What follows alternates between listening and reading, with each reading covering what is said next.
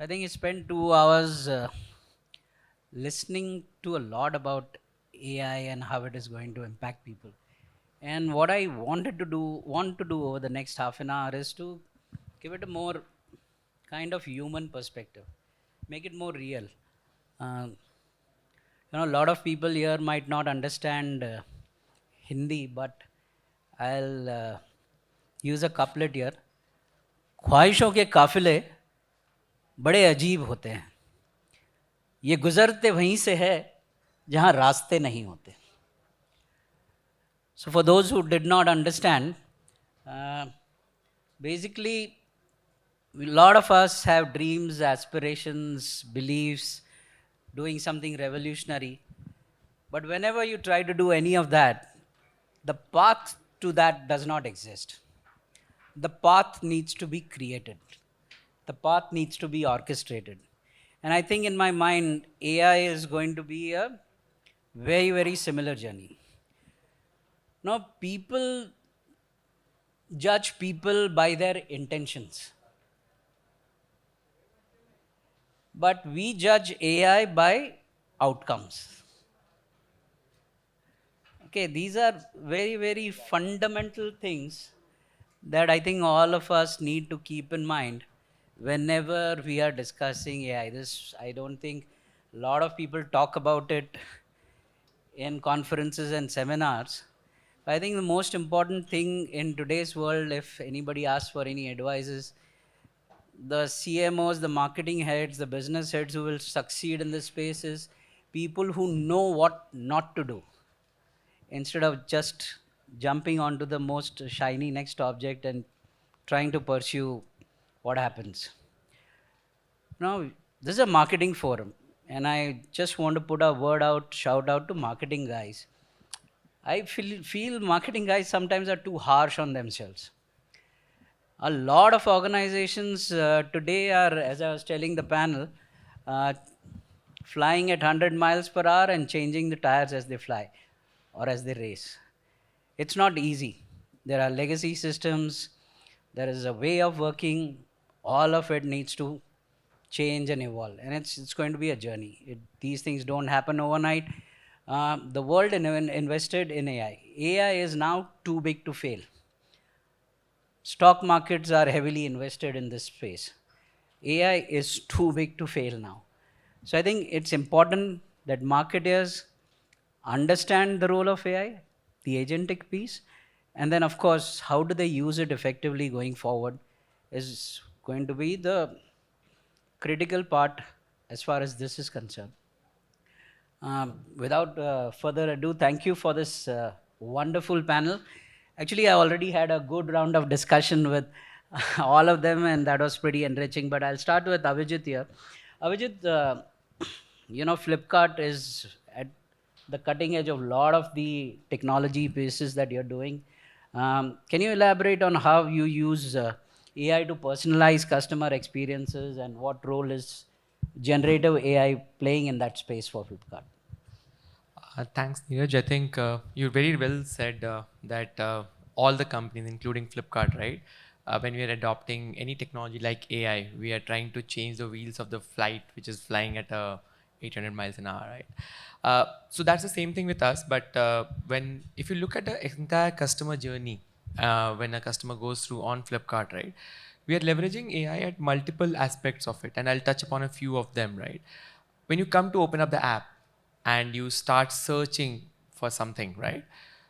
The search, in a way, we have divided a search into multiple types, right? You could search by typing a word. You could search by saying something. You could just search by taking a picture or image or a video and saying that, hey, I want to buy this thing which I saw on Instagram, right? The entire backend of this is powered by AI, which looks through billions of listings and then finds out that based on your customer profile, your shopping behavior, what's the first fold that I should show it to you? Because the customer doesn't swipe below first 3 to 4 folds, and you have to get him to buy within those first 3 to 4 folds. So what gets that buy now button is where a lot of the AI and technology gets into on the back end, right? Now, after the after the purchase is made, right, and then the customer browses through it, the purchase is made, and etc., right, then the entire planning of how do you go about fulfilling it, right? A product could be fulfilled from a particular fulfillment center, go through a particular route, go to a last mile, and then get delivered. There's a lot of planning behind that is again powered by AI. Then you come to the after sales journey, or when you have some problem with your product and you try to reach out to a customer care, right? That's again where a large part of our generative AI comes into play.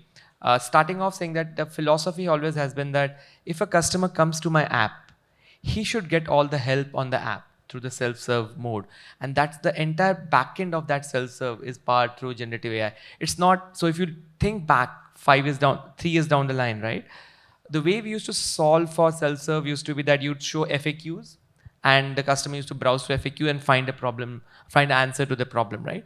The way it has changed is that you can come and chat with the app. The chat is powered by a bot on the behind, which is again powered by generative AI on top of it. Uh, then let's say you need to talk to an agent, contact center agent, right? The entire contact center dashboard, as you talk about it, is powered by a co-pilot or an agent assist, which understands the conversation that is going on and keeps on telling the agent how and what he or she should respond to solve for the resolution. Very recently, we are also piloting out to figure out that how can we get uh, voice bots to start engaging with the customers. But yeah, those are very, very early stages of pilots that we are doing. So that's how in the entire consumer journey, starting from a search till the fulfillment, we leverage technology at multiple parts to make the consumer journey seamless, first time right as you go through it. Thank you. Ashish, I wanted to come to the healthcare piece. Dr. Ashish. Um, my opinion is in today's world, and I'm going to take a bit of a different tack here. Humans don't trust humans, but we want to trust AI.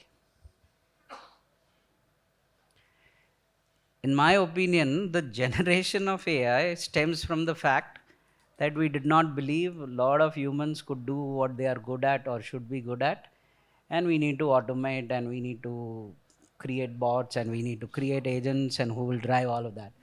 It works very well in the e-commerce, quick commerce, businesses which have no real impact on human life. Probably you get away with it. But when you're talking healthcare, and as consumers become more and more informed and digitally savvy, what role do you see AI automation playing in A, being ethical, and B, personalizing those customer journeys for the patients in a more real and rooted manner? So first of all, I am not an MBBS. So if somebody's going to call me at We were night, all it's just a wondering. PhD. But yes, being part of the ecosystem will be able to help as much as I can. But yeah, the point is that that emergency call is not required for everyone out here. But given the point, healthcare, I think there's nothing more personalized than healthcare. Correct? All of us sitting here will have absolutely different 400, 600 parameters, and it will be unique to each one of you. And in that case, there can be segments or at least similar chords can be picked up in terms of having a larger understanding of a larger pool. Now, in that case, that kind of assessment and that kind of model being running on so many people can only be done through large models, and that's one of it being the AI for us. And then in that case, I think ethically there's not a problem at all. When it goes into a direction that you are looking for solving a patient's problem and not the other way around, and I'll not touch more on that, but being a marketing forum here, I think that will allow you to run a very, very personalized, let's say we're touching 5.5 million patients a year. Imagine we can have 5.5 million patient journeys, and each journey is good for me. If I get that trust, that works in all favors of being ethical, all favors in being it is thinking about me. The intent is also now good, it's not just the outcome. Yeah. So it starts working in the harmony of it. So, in my view, and how the market or the industry is also is developing, be it or West or India, we are at a forefront. Don't have to look at the West in terms of our abilities to generate sense out of the entire change. um, it will work ahead in terms of taking cares to a level where the AI is able to have a conversation with my avatar and will be able to take care of my health basis all what I do in the day. It can go to that level, but I think right now the first and foremost becomes looking at the data sets, telling me what my problem is, and it's a continuous thing that keeps me improving. So that is, I think it's future ahead. Okay. Thanks, Shruti. Agentic AI promises memory, promises personalization, hyper personalization. How do you think Indian banks are building on this without kind of stepping on toes or getting too personal? So, the point that you started with, right? Finally, it's about the outcome. So, I don't think any customer across industries really cares whether we're using AI, agentification. They want their problem solved, they want it resolved, they want it. So, I think the endeavor is to give that human like human feeling kind of a journey while we are on this whole endeavor to use all of this tech as banking, just like any of the other industries, is in that attempt. But again, we're not digital first kind of industries, right? Like we're evolving and we're trying to change this tire as fast as we can. It's not all it's exciting, but it's hard. It's very hard. So while we are looking at this experience we want to give customers, I think it's also we've got to look at internally what is the experience you're giving employees, the frontline staff. How are they adopting AI? Do they understand it? Because if they are not using it, and adoption is a very big challenge today. Customers is like the second step. So we've actually flipped it around, and we are going, along with our customer journeys becoming more AI, using agentification and all of that. We're looking at how do we get our frontline staff or just employees on ops, tech, all of these places to even understand this whole shift that's sort of happening. So coming back to your question, but how are we as a banking industry doing it? I think making it auditable, making it, we've got the DP Act, which is the Digital Personal Data, Protection Act. All of that is here to stay, and we've got to comply with it. And so, I think Taranjit on the panel was saying, while you have to look at things like compliance and IT and keep all of them in mind when we're going on this journey, I think we're doing it exactly like any of the other industries are kind of doing it. I don't think banking is. It's just that I think it's a little bit harder. Like I said, we're not digital first, and but we flipped it around and we're saying, does every employee understand this journey we are on, so that when customers are doing this, we're going along with it, and it's not like two different kind of thinking that's happening. So I think that's how we're kind of going about it. Sure. Girish, I wanted your perspective on, Shobless co-pilot Maya, if I'm getting the word right. How is it helping marketers drive growth and driving sales, in your opinion, at this point of time? What are your learnings? How do you see it unfolding? Sure. Yeah, you talked about Maya. Maya, while it's magical, it also stands for marketing with an AI advantage. And it is designed with that intent. The intent is to complement a marketeer to do more in her craft. It's not to replace, right? And that is a very different kind of thinking when it comes to how do you see AI or notwithstanding AI, any other technology. it should be able to make me do what I do even better. Yeah. Amplifying my craft should be the goal, right? So I'll take a couple of examples, right? So today, if you see any business today, has to have an element of digital in their marketing strategy, right? Be it advertising, be it consumer experience, simply because we as consumers spend a lot of time in the digital world. Now, in a context like that, let's take advertising. Let's say your goal is customer acquisition. You're dealing with people on multiple platforms, right? I could be on Meta. Within that, I could be on Facebook or WhatsApp or Instagram, could be on Google. So the places where you find me are plenty, which means my advertising, let's say a media plan, should factor the idea that, okay, it is the same person, contexts are different.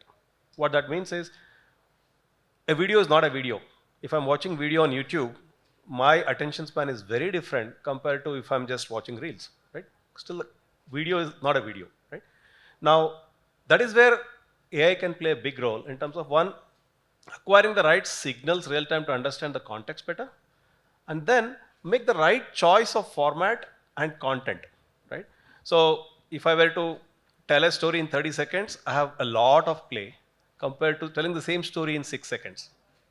Now, if I go to compress my idea of 30 seconds into 6 seconds, I need to have the ability to understand the context of this user and say, okay, is this person more interested in learning about the benefits of this product? Or is this person looking for a deal right now? Or is this person interested to see what other people are reviewing about it? Using signals, if you can capture that context and create that 6-second conversation which is more likely to get your attention, that's a very good job of that's a job of a good marketer, can be done very well with AI. Yeah? So this is one of the examples of what Maya can do at Shoplist. And I can go on with plenty of examples, but the intent really is fact that marketeers are now dealing with algorithms to reach people. You need technology on your side also to work with an algorithm and get the best outcome. Thanks. Rahul, WebEngage leverages a lot of AI to create personalized experiences, multi-channel engagements, orchestrating all of them. Can you share a few examples of what you are doing currently, which will help the audience also get a sense of how the space is evolving and how they should look at this differently from the way they were looking at it in the past? Sure. So I just want to agree with Girish as he said, right? AI is something that complements. Because Steve Jobs, if you remember, described the computer as the bicycle for the mind, right? That also includes AI. And the objective there is to not expend less energy. It is to travel farther than you did. And when we talk about AI or generative AI, at least in the marketing context, the most visible use case is always creation of content, creatives, all those things, right? And the chatter is always like, you don't need human creativity anymore. But we as humans are very good at seeing patterns, and I am pretty sure that many of you are good at identifying when certain piece of content is written by AI. So our perspective was always to augment the human creativity, right? Put more energy there. So, which was a tough thing to do because the obvious use cases are being talked about by everyone. So we had to spend a good couple of months to figure out where is it that we can, where is the problem in the first place. And I'll just give one example of where we are using generative AI. There are many others, but the one thing we looked at is any company can today, even if you're a greenfield company, you just got incorporated today, you can use AI to create content. But as you become an older company, you've been doing something for 6 months, 1 year, and you've been using your creativity to come up with different ideas.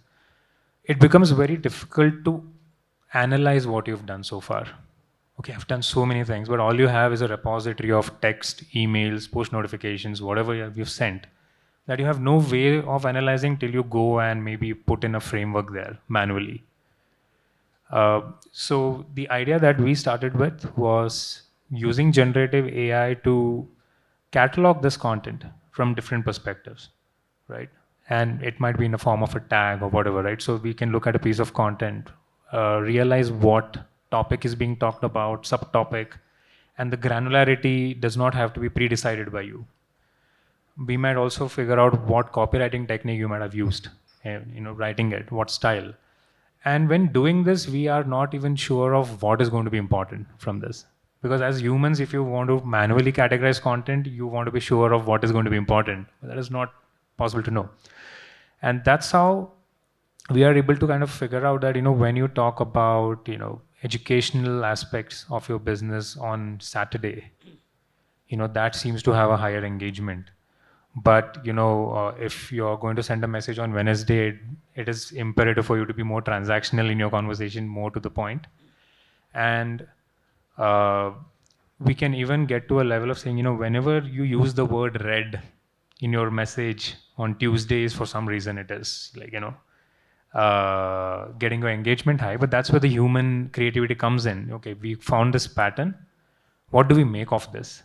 Is it because it was Valentine's Day? That's why the red color is important. Maybe other colors are not important, right? But as humans, when we implement a framework, we have a tendency to be very uniform. If we are looking at colors, we look at all the colors. If we're looking at size, we look at all the size. So that's where we are trying to get earlier in the process, not to automate just things out there, but things that humans have done. Let's analyze this from different lens and give the marketer that aha moment of, I never looked at this from this angle. And then their creativity can come in back again. And that's what is going to happen, right? You want that human creativity factor to come in for brands to form that emotional connect with the customers. It's not going to be transactional all the way over. It has to be an emotional connect. And yeah, that's an example of what we're doing. Sure. We Neeraj, Yes, sorry. very soon we will need an AI agent to manage all our AI tools. We already need. Absolutely. I think, Avi, I'll come to you. Right? Rahul did touch upon cataloging and stuff like that. But Lavanya also mentioned that returns is probably one of the biggest challenges that any e-commerce platform faces today. So how do you use AI to kind of predict customer preferences, kind of predict returns, reduce returns, especially in high ticket categories like, say, electronics and high fashion?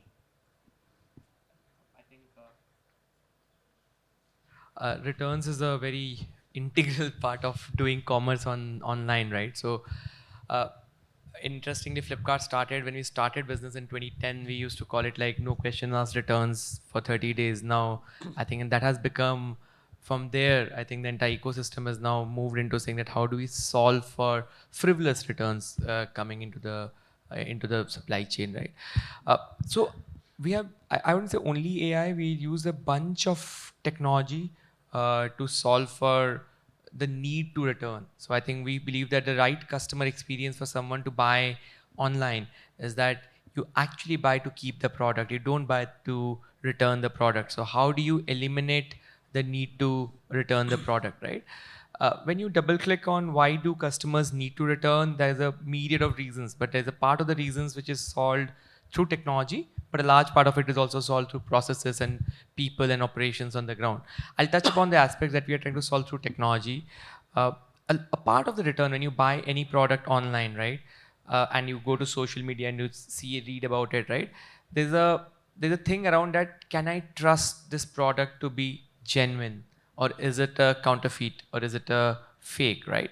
I think that's one problem statement that we are trying to solve by leveraging technology at scale. So what we do is that we have, so what technology helps us to do is to clean up the catalog. See, the catalog is the face, like in a e-commerce, you don't have a retail space, you don't have aisles that customer walk into. They walk into your catalog, they look at your catalog, and that becomes the mirror of your company to the customer, right? So we're trying to use technology to clean off the catalog. But just imagine the catalog that we have on Flipkart, right? Would be a 14-year-old culmination of all the catalog that you have, right? So what does AI helps us to is to identify patterns, right? Patterns which results in high degree of return requests from customers for fakes and counterfeits, right? And how do you flag them off? get the attention of the seller teams, of the seller, to go and review the catalog, right? And there are myriad of actions that we do on that, starting from saying that, hey, you know what, this parameter is wrong, why don't you go and correct this parameter, which will help you to right sell the product, to certain cases where we believe that there is a wrong intent from the seller, where we take a call with the seller to not to have those listings on the platform, right? So that's how we leverage technology in preventing returns from happening on the catalog front. Similarly, I think when you sell fashion, right, then there is a lot of things around whether the product that you sold is again a genuine Louis Vuitton bag, let's say, or a Levi's shirt, right? Is it a genuine shirt or not a genuine shirt? We leverage technology, and that's not generative AI, but we leverage a lot of barcoding and taggings on the products to ensure that what gets into the supply chain is genuine, what is coming back to the supply chain is genuine. We also leverage a lot of technology on the returns adjudication front. So when you come and request for a return, right, on the platform, there is a algorithm runs on the behind, which looks at your customer score, at your behavior, and how you have behaved on our platform, and what has been the product behavior, the listing behavior, the seller behavior, and a lot of factors around that product, and then takes a decision whether we should give you a no question asked return, or whether we should go ahead and ask you certain questions before I take a choice on approving the return or not. So that's where, again, we leverage a lot of generative AI, because that entire algorithm runs on learning patterns around customers, sellers, products, listings, etc. Right? So that's how we leverage AI. The intent has been that to leverage technology to prevent the need to return. And if a return happens, how do you take a decision fast and make it seamless for the customer? Shruti, you have access AHA. How, in your opinion, has it impacted customer interactions? How has it made it easier, seamless, frictionless? So we in the journey that we all want to take, where it needs to be more unified for a customer, I think today it's still sort of a way to reach us from different interfaces that a customer may possibly use. But I don't think we're possibly in that unified way in which if a customer was to come into AHA, it does the next 3 steps, and the say the call center also picks it up to maybe give a call directly to the customer to say, you're probably looking for this information. So I think that's that break in the journey that we're actually building on. So today it works intelligent enough, but not in the way that we're all talking about, that it's possibly got to do the next 3 steps. I think what we are actually trying for, either the chatbot or all of you all are talking about, how do we understand patterns of reading customer data, and what can you do ahead of a customer thinking about this action needs to even happen, right? Of course, one is consent. You've always got to have the consent before you go ahead and do something, especially in banking. But things like we do a lot of work today on how do we bring behavioral science into some of the ways in which we are understanding some of the customer data. So for example, data today is looking at if a senior citizen account at 4 a.m. in the morning is trying to get a lot of money out of the account, how do you kind of freeze the account immediately, right? So, or even say somebody is trying to pay say a large sum of school fees at a very odd hour in the night. Now it could be, but the way the algorithms are working today is, so can I in advance, do something so that, the customer fraud, for example, does not happen. So I think we are looking at ways, behavioral patterns to do things that can sort of help. So to your question, today the AHA chatbot is sort of working intelligent enough, but I don't think it really covers that one experience, unified experience that we'd probably like to give. But I think we are now trying to look at breaking it into customer types. What would a different type of a customer need when they're digital, when they're not? Today, a lot of customers still come into branches. I know most of us, if I were to ask you with a show of hands, how many of you last walked into a branch? To a bank branch? Like nobody has walked into a bank branch. But all banks, we're still investing in branches. We're still opening branches. We still think, because there is an entire customer set, probably our parents, probably people who don't think digital is safe enough, by the way, which kind of see. And that is the work we're doing. Like he spoke about returns. What can we do in advance to make it safe, that you feel safe enough to do your transactions end to end digitally, right? And not walk into the branch. But we still think there's high customer engagement when a person walks into a branch, because we're able to build that connect. We're able to, and it's not just tier 2 cities, even in, sort of tier 1.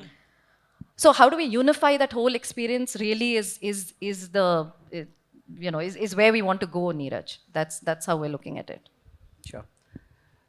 Rahul, and I know Google is one of your partners today, Monica, but Google is making a lot of money targeting same set of people again and again and again. Most brands are built on customers who come back, right? Come back at a very low cost. So retention is an important cog in this whole wheel. How do you foresee customer engagement using AI, particularly in building real-time journey orchestration for brands? So you're right that it's easier to retain a customer than acquire new ones. And if you take e-commerce as an example, just as an example, of course everyone likes to see average order value as one of the metrics, but the second one, which is very important, is your second order rate or repeat order rate, as we call it. And although there is a lot of automation that we would want to put here, but our approach has been, the more opaque the system is, the more difficult it is to get it adopted. And there is a lot of randomness in AI that will just not allow that full agentification.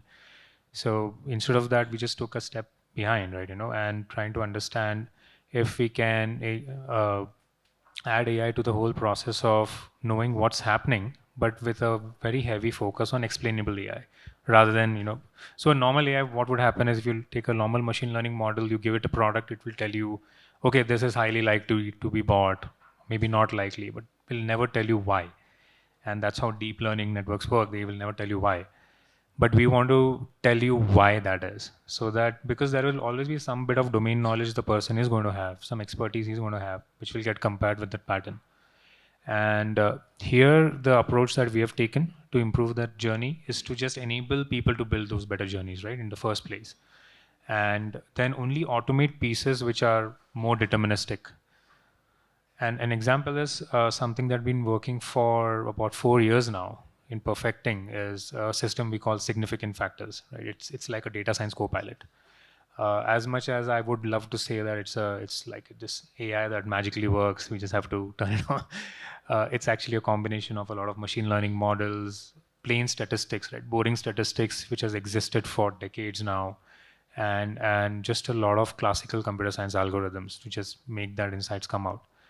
And an example there again with e-commerce, for example, it's when we look at metrics today, and we want to automate metrics today, improving them in any journey. So someone would just come and tell us that we want to improve average order value or maybe the second order rate, but metrics are no longer homogeneous anymore, right? An e-commerce company might have products, a wide variety of products in different price brackets, each having their own set of attributes. When you talk about t-shirts, color starts mattering, size starts mattering. The moment you go to electronics, something else starts coming in, and maybe the same website is selling all of it, right, at the same time. And if you just look, and we can have a lot of this categorical thing, okay, we'll just do this average order value, second order rate by broad categories, but it still does not give you the core drivers of what will go up, what is pushing it down. So we had to invest like a lot of research in how to get explainable insights and then turn it into actionable, but they never become actionable without them being explainable, was our insight, right? And an example here is, someone just imagine an e-commerce company just struggling hard to figure out how to improve their ROAS, for example, return on ad spend.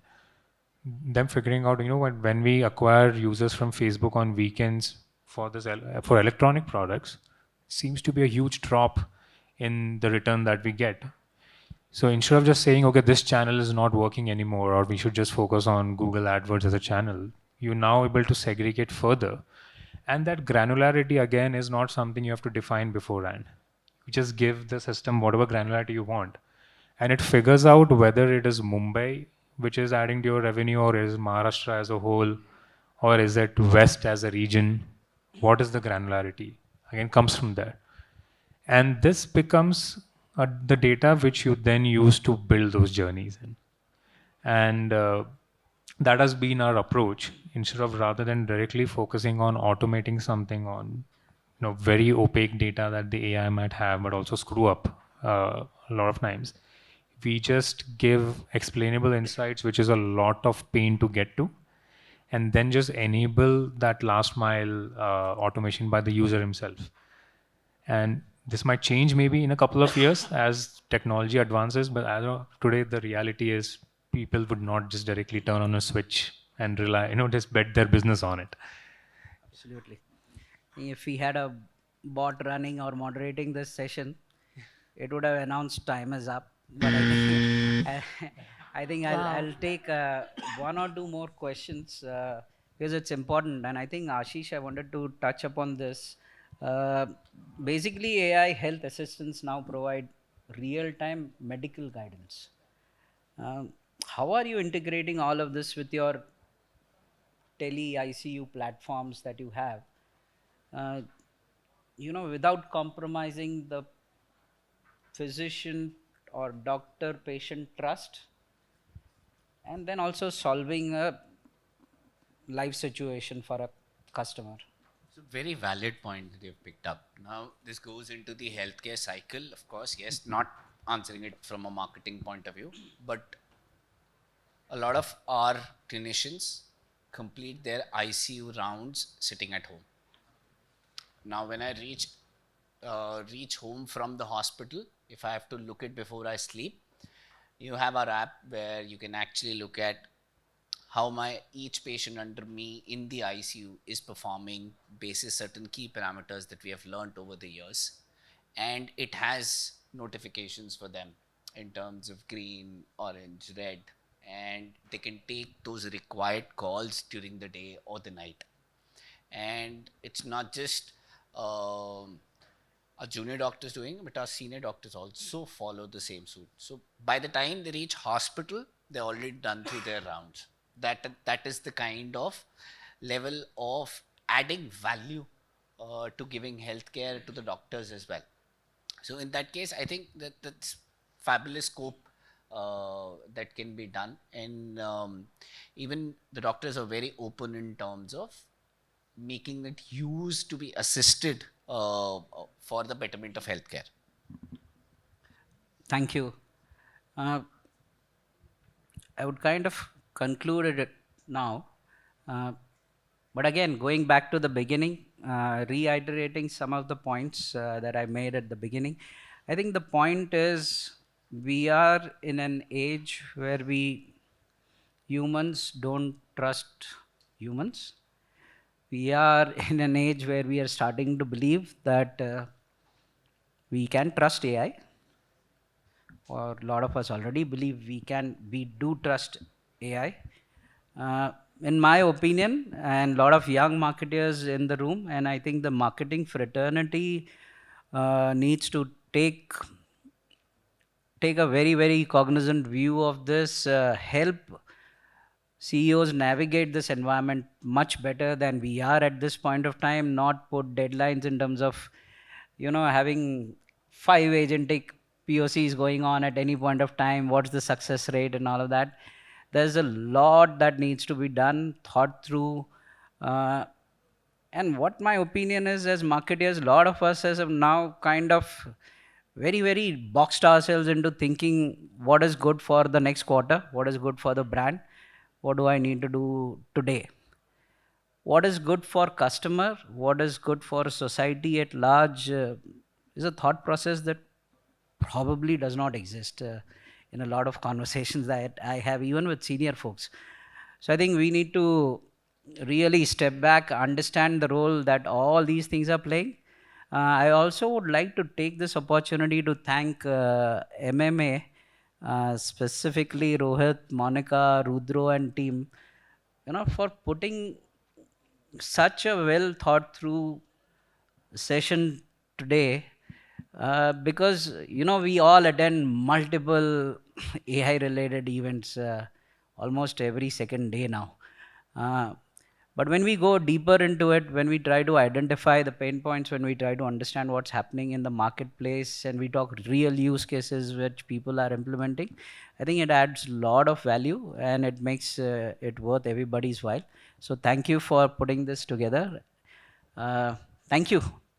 No more between you and lunch. Thank you. Thank you. Thank you. Thank you, panel.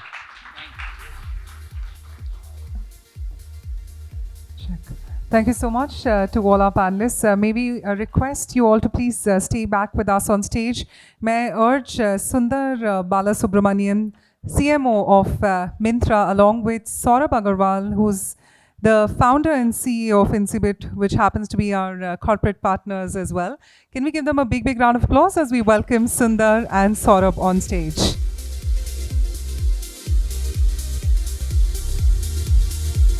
So with that, Sundar, if I may request you to please give the token of appreciation, starting with Mr. Neeraj.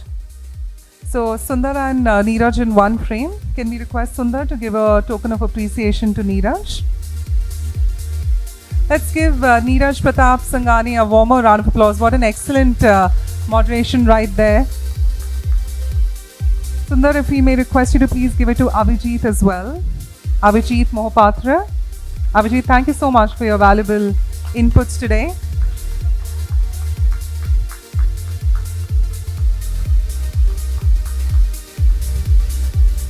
Sundar, if we may urge you to give a token of appreciation to Dr. Ashish Bajaj.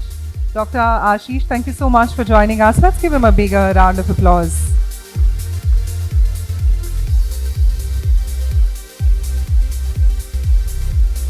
Well, some great conversations right here on stage. Now, if I may urge Saurabh Agarwal to give it to Girish Ramachandran. Saurabh, Girish. Girish, if you may step forward. Thank you so much for joining us. Let's give them a bigger round of applause. It's all happening at the 5th edition of Data Unplugged right here in Bengaluru. Saurabh, if you may request you to give it to Rahul. Rahul, thank you so much for joining us today. Let's encourage him with a warmer round of applause.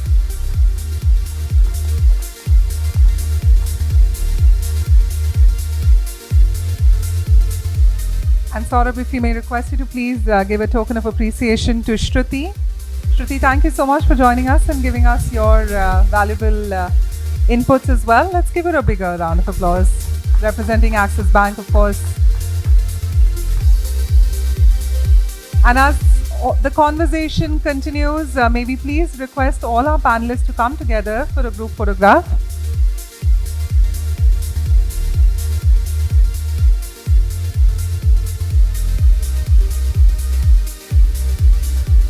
Sundar and Saurabh, if we may request you to please join us on stage. We just like them in one shot. Mr. Sundar.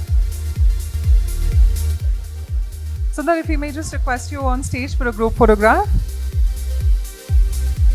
Let's give our entire panel a bigger round of applause, ladies and gentlemen. It's all happening at the 5th edition of Data Unplugged.